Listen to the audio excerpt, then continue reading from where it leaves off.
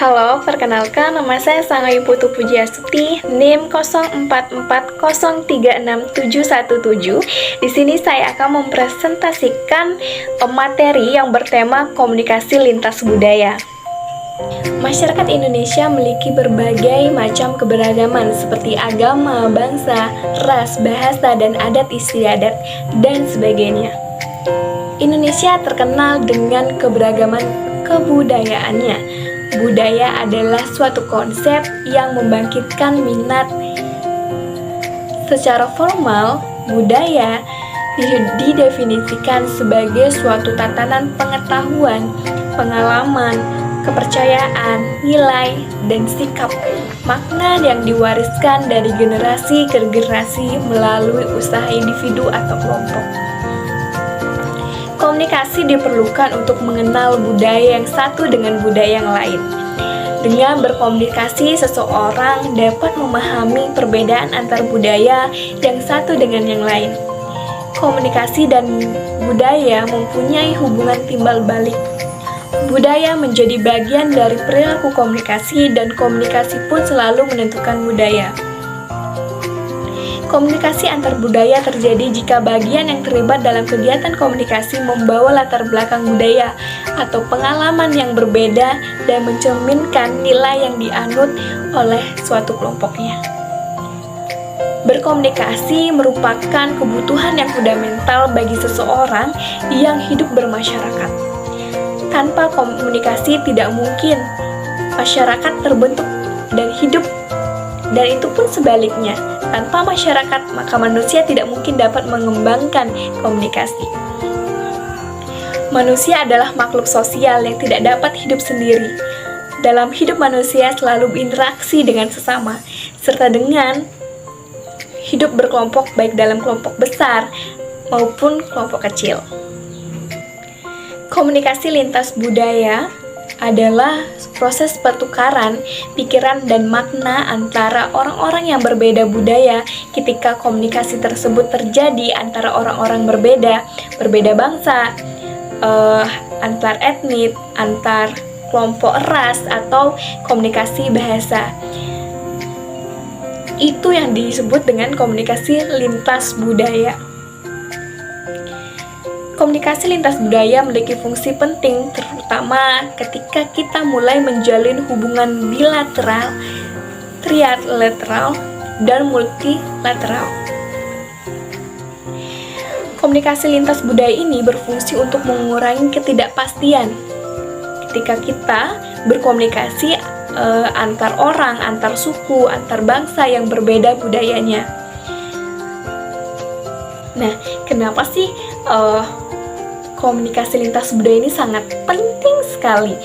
Nah, komunikasi lintas budaya ini sangat penting, itu terutama untuk mencapai hubungan kerjasama yang saling menguntungkan. Pentingnya komunikasi lintas budaya ini untuk membangun hubungan internasional yang serasi dapat ditemukan dari misalnya contoh ya. Jadi hubungan yang kita ketahui tentang hubungan Amerika Serikat dengan Korea Selatan. Nah, hubungan kedua negara tersebut menjalin harmonis sejak tahun 1984. Wow, ya. Ketika pemerintahan Amerika mengirim warganya untuk menjadi konsumen pertama produk properti buatan Korea Selatan. Fenomena hubungan ekonomi Amerika Serikat dan Korea Selatan ini diketahui bahwa produktivitas dan probabilitas meningkat ketika organisasi itu mampu menyerap budaya dan mengomunikasikan harapan yang jelas. Bagi banyak negara, proses komunikasi yang ditunjukkan kedua negara tersebut dijadikan sebagai replikasi untuk mencapai kemajuan dan menjalin hubungan internasional. Replikasi tersebut tidak terbatas hanya dalam hubungan perdagangan saja, melainkan juga hubungan pertukaran pelajar, kegiatan riset dan kebudayaan, hingga masalah pertahanan dan keamanan. Budaya-budaya yang berbeda memiliki sistem-sistem nilai yang berbeda juga. Dan karena itu, ya, ikut menentukan tujuan hidup yang berbeda. juga menentukan cara berkomunikasi kita yang sangat dipengaruhi oleh bahasa, aturan, dan norma yang ada pada masing-masing budaya. Sehingga sebenarnya dalam kegiatan berkomunikasi kita dengan orang lain ya selalu mengandung potensi komunikasi lintas budaya. Oke, berbicara tentang bahasa tadi saya sudah menyinggung tadi kata bahasa di penjelasan awal. Nah, jadi menurut saya ketika saya mendengar komunikasi lintas budaya, hal yang pertama saya adalah bahasa. Menurut saya bahasa itu adalah hal yang sangat mempengaruhi komunikasi lintas budaya ini. Seperti saya adalah orang Bali, suku Bali, saya agama Hindu yang tinggalnya di Bengkulu. Saya tinggal di Bengkulu, saya lahir di Bengkulu, saya menetap di Bengkulu gitu. Nah, orang Bali di Bengkulu ini berasal dari negara-negara yang berbeda, maksudnya negara-negara. Nah, kalau negara dalam bahasa ini mungkin kayak kota, jadi berasal dari kota yang berbeda seperti Penatan, Karangasem gitu ya. Jadi mereka itu kalau bahasanya itu memiliki ciri-ciri masing-masing. Nah, karena kita di Bengkulu itu gabung, jadi mereka membawa ciri-ciri masing-masing dan berbaur. Jadi biasanya agak campur-campur gitu. Kan orang Penatan bisa juga ngomong pakai bahasa Karangasem kayak gitu. Pada saat saya pulang ke daerah kampung saya gitu di Bali, Penatan gitu, mungkin saya akan merasa kurang nyaman, bahkan keluarga saya yang misalnya di situ bakal kehilangan dengan bahasa saya. Mungkin bahasa saya kurang baik misalnya dalam bahasa Balinya, bahkan bakalan bercampur dengan bahasa Bengkulu, karena bahasa Bengkulu sama bahasa Indonesia itu adalah 11-12 kayak gitu loh. Dan kebanyakan kalau orang Bali asli di Bali itu dia sedikit kurang paham bahasa Indonesia. Juga ada juga sebagian yang kurang paham dengan bahasa Indonesia. Ini juga menurut saya adalah salah satu miskomunikasi gitu loh, adanya pengaruh kayak gitu bagaimana komunikasi lintas budaya ini bisa terjalin kayak gitu. Selain itu yang pernah saya alami juga ya, langsung saya contohkan deh sama diri saya sendiri ya. Jadi saya pernah saya ikut paskib waktu itu kan saya kena suku Bali gitu ya. Jadi saya disuruh kalau waktu minum itu kan ada acara untuk kalau paskib tuh ada ya namanya lupa pokoknya kayak gitu. Saya menggunakan bahasa Bali. Nah di situ saya menyebut kata beda.